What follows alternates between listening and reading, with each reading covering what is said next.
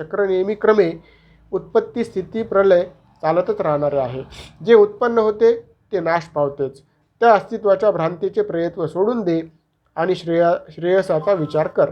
परमेश्वर चिंतन हे श्रेयस आहे, पण याचे ज्ञान द्वैत निर्माण करणारे आहे. तू भक्ती कर. भक्तीत एकत्व अद्वैत आहे. ज्ञानाचा विचार सोडला आणि प्रभुचरण स्मरण राखले की सायुज्य मुक्ती मिळते. राजा परीक्षित म्हणाला, भगवन करुणासागर अनादि अनंत अशा त्या श्रीहरीचे अनाकलनीय असे स्वरूप आणि लीलांचे वर्णन सांगून मला कृतार्थ केले.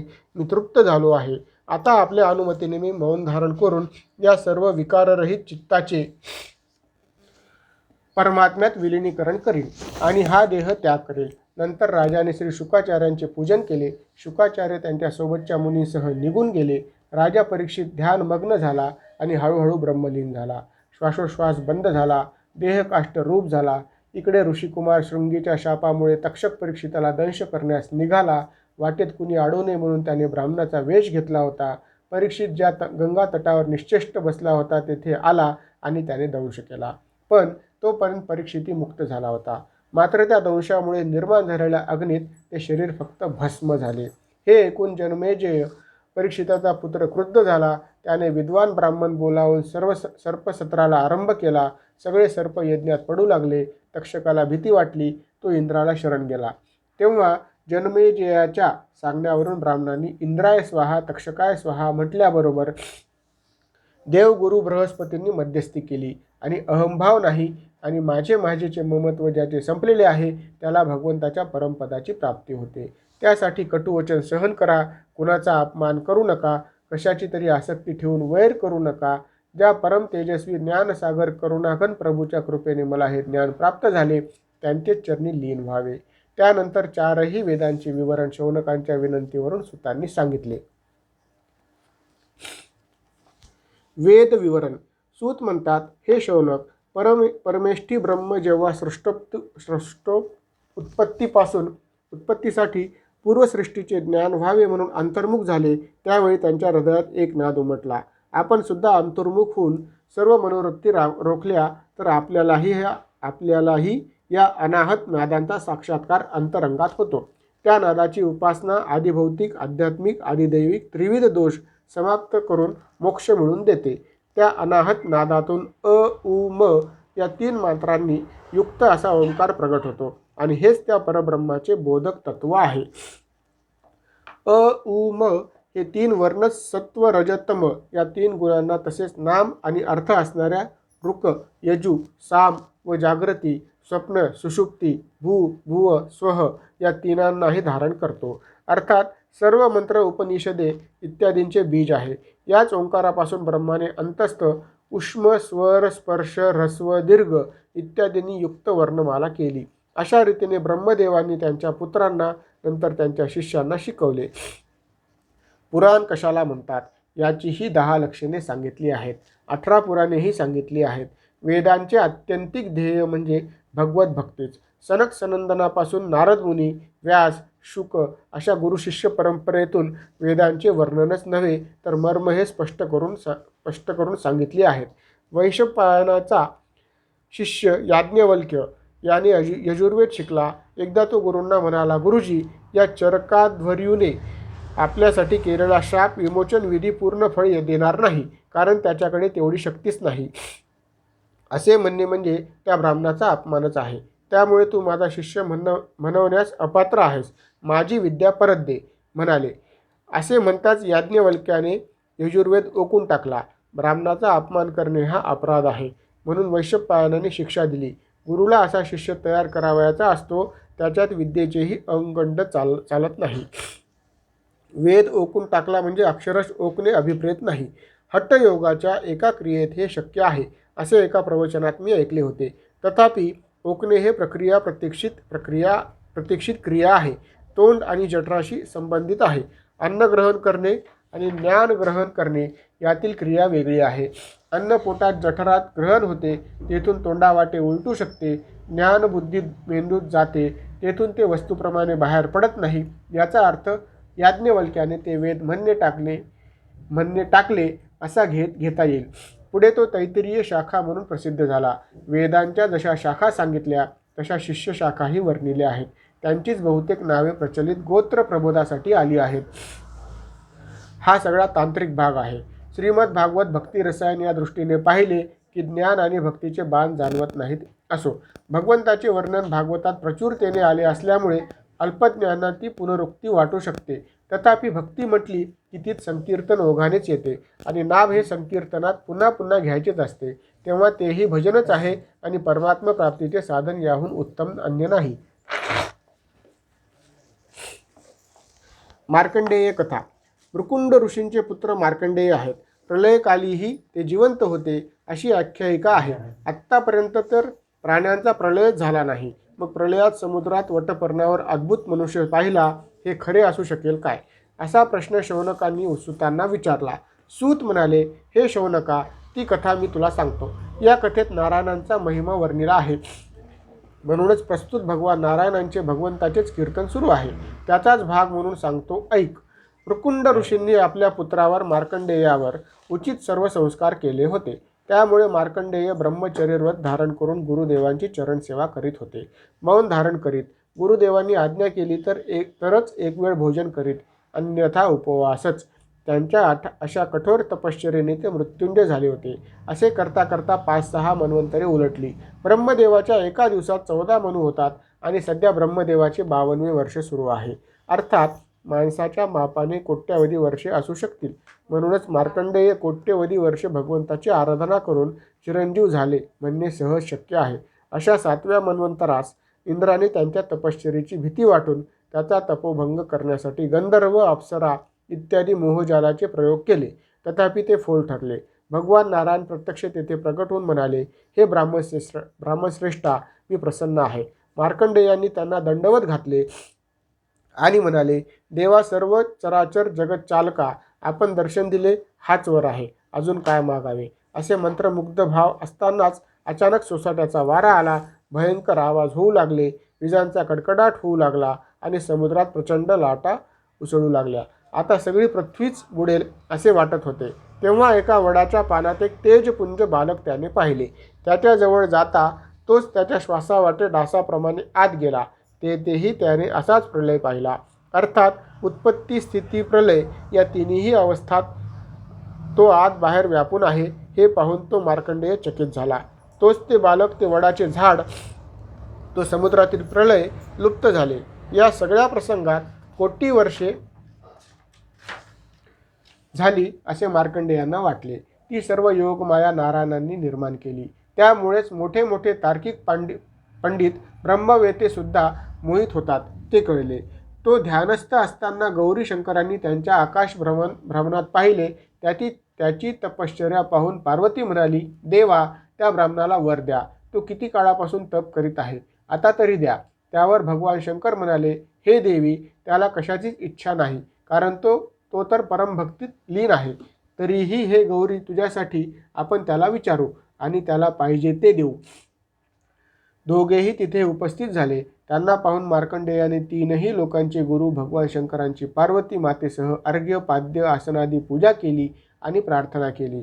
हे जगद्गुरू, आपण साक्षात भगवान पूर्णानंद आहात. मी आपली काय सेवा करू. शंकर प्रसन्नतेने म्हणाले, वर माप. मार्कंडेयांनी सश्रद्ध अंतकरणाने सद्गतीत होऊन फक्त प्रणाम केला. तेव्हा पार्वतीच्या प्रेरणेने भगवान शंकरांनी स्वतःच त्याला आशीर्वाद दिले, तुझ्या सर्व मनोकामना पूर्ण हो, तुझी अखंड अनन्य भक्ती राहो, तुझे पावित्र्य, यश, अजरत्व, अमरत्व कल्पकल्पांतापर्यंत राहो, तुला त्रिकालज्ञ आणि वैराग्य विज्ञान प्राप्त हो. मार्कंडेयाला मायारूपाने सर्वकालिक दर्शन घडवण्यासाठी भगवंतांनी केलेली ही लीला होती. पण लोककथेच्या प्रवाहात खरा प्रलय आणि माया प्रलय यात भेद करत नाहीत. त्यामुळे प्रलयानंतरही मार्कंडेय जिवंत कसे असा प्रश्न उपस्थित करतात. यानंतर भगवंतांनी धारण केलेल्या अंग उपांगांचे, आयुधांचे रहस्य अर्थात त्याची रूपके वर्णन केली आहेत. इथे 12व्या स्कंदाच्या 11व्या अध्यायाची समाप्ती आहे. 12 स्कंद समाप्त. गोपाळ कृष्ण भगवान की जय. श्रीमद भागवताची अवतरणिका. सूत म्हणतात, श्रीमद भागवत हे श्री विष्णूंच्या अवताराचे अद्भुत चरित्र आहे. निर्गुण परब्रह्माचे हे वर्णन ऐकल्याने वाचल्याने सर्व पापांची निवृत्ती करून प्रत्येकाचे जीवन चरित्र शुद्ध करणारे आहे. याच्या पहिल्या स्कंदात भक्तियोग आणि परीक्षित नारद कथा आहे. द्वितीय स्कंदात ब्रह्मदेव नारद संवाद, योगधारणा व सृष्ट उत्पत्ती आली आहे. तृतीय स्कंदात कपिल मुनी व देवहूती संवाद आहे. चतुर्थ स्कंदात मरीचादी 9 प्रजापती, दक्ष यज्ञ, ज्योतिषचक्र, पाताळ नरक निरूपण आले आहे. पंचम स्कंदात प्रियोरतापाख्यान, प्रचेत प्रचेतापासून दक्षांची कन्या संतती प्रत्रासुराची उत्पत्ती आहे. 7व्या स्कंदात हिरण्यकश्यपू हिरण्याक्ष प्रल्हाद चरित्र आहे. 8व्या स्कंदात मन्वंतराची कथा, गजेंद्र मोक्ष, विष्णूचे दशावतार वर्णन आहे. 9व्या स्कंदात इक्ष्वाकू वंशाचे वर्णन, श्री रामचरित्र आले आहे. 10व्या स्कंदात भगवान कृष्णावतार, त्यांच्या लीला आहेत. 11व्या स्कंदात ब्राह्मण शापानी यदुवंशाचा संवार आहे. 12व्या स्कंदात निरनिराळ्या युगांची लक्षणे, कलियुगात मानवांचे व्यवहार, मार्कंडेय कथा आणि भगवंताची अंग, उपांगे व आयुधे यांची वर्णन आहेत. हे ऋषींनो, सूत म्हणाले, या लीलांचे श्रवण कीर्तन अशुभत्व नष्ट करणारे आहे. जो एकाग्र चित्त एक क्षणभरही जो हे ऐकतो तो पवित्र होतो. जो एकादशी द्वादशीला भागवत श्रवण करतो तो पापरहित होतो. उपवास करून पुष्कर, मथुरा आणि द्वारका नगरीत पाठ करतो तो भयरहित होतो. सगळ्याच पुराणात भगवंताचे वर्णन असले तरी भागवतात ते प्रत्येकच प्रसंगाने आलेले आहे. ज्यांनी ज्यांनी हे रहस्य जाणले ते स्वकल्याण प्रवृत्त महाभाग आहेत. भगवंताला जाणणाऱ्याला आणि भागवताला ते सांगणाऱ्याला शुकदेवांना मी प्रणाम करतो. श्रीमद भागवताचे स्वरूप वक्ता श्रोतादी. शौनकादिक ऋषींनी सुतांना विचारले. आपण संपूर्ण भागवत तर सांगितले. आम्हीही अत्यंत प्रेमादराने ते श्रवण केले. तथापि या पुराणाचे स्वरूप, प्रमाण आणि वक्ता श्रोत्यांची लक्षणे आम्हाला सांगा, जेणेकरून लोकोपकारही होईल. सूत म्हणाले, सच्चिदानंद हेच भागवताचे स्वरूप आहे. श्रवण, चिंतन, मनन करणाऱ्याच्या अंतकरणात भक्तीच्या धारांचा वर्षाव करणारे ते भागवत आहे. अक्षररूप ब्रह्म हे हृदयग्रंथीचे भेदन करते. ज्ञान, विज्ञान, भक्तीची प्राप्ती देणारे साधन आहे. श्रोत्यांचे प्रमुख 2 भाग भागवतात वर्णन केले. एक उत्तम श्रोता, दुसरा अधम श्रोता. दोन्ही दगडीवर हात ठेवणारा किंवा कुंपणावर बसणारा इथे अभिप्रेतच नाही. उत्तम श्रोताच्या लक्षणांचे वर्णन करण्यासाठी चातक, हंस, शुक आणि मीन उदाहरणे आहेत. तर अधमाच्या वर्णनासाठी लांडगा, भुरुंड, पक्षी, बैल आणि उंट याच्या वैशिष्ट्याचा उल्लेख आहे. चातक फक्त ढगातून पडणाऱ्या पावसाचे पाणी पितो, तसा भक्त केवळ कृष्णासंबंधीच ऐकतो. हंस पाणी आणि दूध वेगळे करतो, केवळ दूधच पितो, तसा तो अनेक गोष्टी ऐकल्या तरी सार ग्रहण करतो. शुक शिकविले तेवढेच बोलतो, हा ऐकले तेवढे मधुरपणे इतरांना सांगतो. मीन डोळे उघडून ठेवून अथांग सागरात विहार करतो, त्याप्रमाणे अनिमिष नेत्राने मौनाने कथासागरात विहार करतो तो. लांडगा हरिणाला भयानक आवाज करून भिववितो, तसा श्रोता मोठ्याने बोलून भक्तांची तंद्री भंग करतो. बैल पुढे टाकलेले सगळेच खातो, त्याला ग्राह्य त्याज्य विवेक नसतो. उंट आंब्याचे पान सोडून कडुलिंबाचे पाने खातो, तसा श्रोता मर्म सिद्धांत सोडून दृष्टांताच्या मागे जातो. दृष्टांत ती तुका एकदेशी असे वचन आहे. उंटासारखा श्रोता त्या एकदेशीत्वाचा विचार सोडून त्यातील इतर बाबींकडे लक्ष देतो आणि सिद्धांताचा विपर्यास होतो. तुलसीदासांच्या जीवनात घडलेल्या घटनेत पत्नीविरहाने व्याकुळ झालेले तुळशीदास नदीचा पूर, अंधारी रात्र, खिडकी खाली लटकणाऱ्या सापाला दोरी समजून त्या आधाराने पत्नीच्या महालात प्रवेश इथपर्यंत सगळ्याच गोष्टी आवर्जून लक्षात ठेवतात. पत्नीने केलेला उपदेश, इतका ध्यास देवाचा ठेवला असता तर देव भेटला असता, हे विसरून जातात. प्रेमीजनांनी भेटण्यासाठी काहीही करावे, कशालाही भिवू नये, कशाचीही तमा बाळगू नये असा विपर्यासच करतात आणि अशा विपर्यासाचे शब्दश्चलांचे भांडवल करून अनेक कथा, कादंबऱ्या, मालिका यांची रेलचेल होते. अशा उंट श्रोत्याची सध्या चलती आहे. असो, आता वक्ता कसा असावा याचाही विचार करावा लागेल. जो मनाने सदैव भगवत चरणाशी लीन असतो, ज्याला काहीच अपेक्षा नसते, जो दयाळू असतो आणि कथाप्रसंगात उत्तम उदाहरणे देऊन सिद्धांत समजावतो तो उत्तम वक्ता होय. सांप्रत कलियुगात वैदिक धर्माचे ज्ञान, वैराग्य या गोष्टी अत्यंत दुर्मिळ झाल्यामुळे सांसारिक जणांच्या लौकिक इच्छा आकांक्षाची परिपूर्ती करणारे हे साधन आहे. जिथे कथा चालू आहे त्या ठिकाणी उपस्थितांसाठी तनाने धनाने सेवा करणेही पुण्यप्रदच आहे. कथा चालू असताना सप्ताह वगैरे एक भुक्त राहावे, हविष्यान्न भक्षण करावे, भूमिशयन करावे, ब्रह्मचलन पालन करावे, कथा वाचकांना वस्त्रालंकार आदी द्यावे, गाय द्यावी म्हणजे सांगता होते आणि अभिष्टसिद्धी होते. इथे भागवत महात्म्याच्या चौथ्या आणि शेवटच्या अध्यायाची समाप्ती होते. गोपाळ कृष्ण भगवान की जय. शेवटी थोडेसे माझे. श्रीमद भागवत या महापुराणाविषयी मला लहानपणापासूनच गोडी असावी म्हणण्याचे कारण मला ते माझ्या कोणत्या वयापासून माहीत झाले याबद्दल मीच अनभिज्ञ आहे. मला आठवते ते असे की मी लहान म्हणजे 5वी-6वीत असताना माझ्या मातेबरोबर जगद्गुरू शंकराचार्य स्वामी करवीर यांचे प्रवचन ऐकण्यास जात असे. त्यावेळी त्यांच्याकडून ऐकलेली काही धर्माची मूलतत्वे पुढे कशी तरी भागवत कथेत ऐकल्याने मी माझ्या स्मरणकोशातून जागी झाली. ते वय जरी भागवत ऐकण्याचे किंवा वाचण्याचे नव्हते तरी अंतःकरणात खोल कुठेतरी दडलेले हे स्फुल्लिंग पुन्हा पुन्हा चमकून अस्तित्वाची जाण करून देत होते. मी मोठा होत गेलो. काळ मागे पडत गेला. माझे पूज्य पिताश्रीच भागवत सांगत हे कळाले. त्यांचेकडून तसे नेहमीच ऐकायला मिळे. एकदा तर त्यांनी फक्त मलाच भागवत सांगायचे ठरवले. प्रत्यक्षातही तो प्रयोग बव्हंशी सिद्ध झाला. माझ्या ज्ञानात भर पडत गेली. पुढे माझे श्वशुरही भागवताचार्य निघाले. त्यांचेही ऐकले. योग कसा असतो पहा. माझे पिताश्री गजाननराव तथा बाबूगुरू अपस्तंभ, माझे श्वशुर श्री गजानन महाराज कहाळेकर या दोन विभूतींकडून, दोन गजाननांकडून हे ज्ञान मला मिळाले. एकच गजानन गणेश सकल विद्यादाता मतिप्रकाश करता आहे. मला तर त्यांचा दुप्पट लाभ होणारच. भागवतावर विचार करण्याची प्रेरणा मला त्यांच्याकडूनच मिळाली. पुढे अनेक पंडितांची, शास्त्रीजींची भागवत पारायणे ऐकली. अनेकांनी केलेली भाष्ये वाचली. आता दूरदर्शन आल्यापासून तर रोज सकाळी चहाबरोबर भागवत असतेच. इतके सगळे असताना मी काय लिहितोय, मलाच प्रश्न पडला होता. भागवतात आहे ते सर्वत्र आहे, भागवतात नाही ते कुठेच नाही असा उद्घोष करणाऱ्या भागवतातच या प्रश्नाचेही उत्तर उपलब्ध आहे. एक श्लोकी रामायण आहे, त्याचे महाकाव्य झाले. चतुश्लोकी भागवत त्याचे श्रीमद भागवत महापुराण झाले. अर्थात हे वाङ्मय नित्य नूतन आहे. कालांतराने त्यावर अभ्यास करून विचारमंथन करणाऱ्या प्रतिभावंतांची प्रज्ञाही प्रभुकृपेने नवनवोन्मेषशालिनी आहे. म्हणूनच त्यावर अनेकानेक ग्रंथ निर्माण झाले.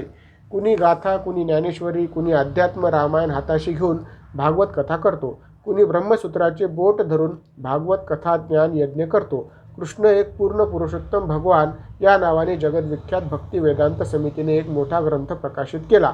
त्यात भागवताचे कथारूप प्रगट झाले आहे. तर परमपूज्य डोंगरे महाराजांच्या भागवत रहस्यात सिद्धांत दृष्टांताच्या बाहुल्यात अनेक कथांचा संकोच आहे असे वाटल्यावाचून राहत नाही. महाभारताच्या संदर्भात नारदांचा आणि व्यासांचा संवाद झाला. त्यात नारद म्हणतात, मुनिवर्य, यथा धर्मादयश्चार्था मुनिवर्यानुकीर्तित न तथा वासुदेवस्य महिमा ह्यानुवर्णित जुगुप्सितं धर्मकृतेन शासनः स्वभावरक्तस्य महान व्यतिक्रमः यद्वाक्यतो धर्म इतितरः स्थितो न मन्यते तस्य निवारण जनः. धर्मादी पुरुषार्थाचे वर्णन ज्याप्रमाणे आपण केले त्याप्रमाणे भगवान वासुदेवाचे वर्णन केले नाही. धर्म प्रतिपादनासाठी आपण ज्या अनेक गोष्टी सांगितल्या ते ऐकून विकारवश लोक त्यात अडकून सिद्धांतालाच आचवतील. इथेच माझ्या प्रश्नाचे उत्तर आहे. इथेच माझा मुद्दा आहे. भागवतात पानोपानी आलेले भगवंताचे स्वरूप वर्ण भक्तिप्रेमात मनाला डुंबवित असले तरी ते ठाईच सोकावल्याने प्रभुप्राप्तीच्या क्रियाकल्पांना, सिद्धांतांना वंचित राहू शकते. अनेक प्रज्ञावंतांच्या दृष्टीने माझा हा विचार अविचारही ठरेल कदाचित, पण क्षुल्लक वाळूचे कण 2 दगडांच्या फटीत टाकून खारीलाही इति कर्तव्यता वाटलीच ना. माझा हा प्रयत्न त्या दर्जाचा न ठरला तरी मी धन्यच झालो. तापत्रय मुक्तीसाठी हे प्रभुचरण रजाचेही होणे पुरे. हातापायात आणि मनबुद्धीत दुर्दम्य इच्छा कार्यशक्ती असली तरी पश्चेंद्रियाचा असहकार आहे. बाह्यदर्शन संपवून अंतरंग दर्शनाचा हा भागवताचा आणि भगवंताचाही संकेत असेल. केसांनी बघुनी वयास जणू त्या कृष्णत्वही त्यागिले, लक्षावे विषयासना म्हणून ते चक्षुही मंदावले, असे एका संत कवीने म्हटले आहे. अर्थात प्रभू गुणगान करणे, वर्णन करणे, लेखन करणे हेही बहिरंग दर्शन विषयच आहे. आता तेही न करता अंतशुद्धीकडेच त्या चक्षुर इंद्रियांना अंतर्मुख करावे अशी भगवंताचीच इच्छा आहे. म्हणूनच चर्मचक्षुपुढे अंधार आहे. भागवत लिहिण्यास सुरुवात करतानाच मला या अंधाराचा प्रकाश बुद्धीत पडलेला कळाला होता आणि हेच कार्य पूर्णत्वाला जाण्याविषयी साशंकता होती. पण भगवान श्रीकृष्णांचीच ही लीला गाथा असल्याने त्यांनीच ती पूर्ण करून घेतली. हेच खरे. लीला तुमची, शब्दही तुमचे, मी केवळ लेखनी. माथा ठेवून चरणीवर विनवितो, मुक्त करा या क्षणी. गोपाळ कृष्ण भगवान की जय.